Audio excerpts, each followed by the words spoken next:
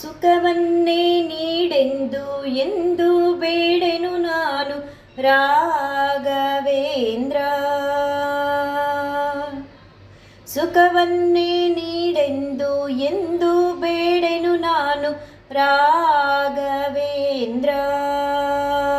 ಮುನ್ನ ಮಾಡಿದ ಪಾಪ ಯಾರ ತಾತನ ಗಂಟು ನೀನೇ ಹೇಳು ರಾಘವೇಂದ್ರ. ಎಲ್ಲಿದ್ದರೇನು ನಾ ಹೇಗಿದ್ದರೇನು ನಾ ರಾಘವೇಂದ್ರ.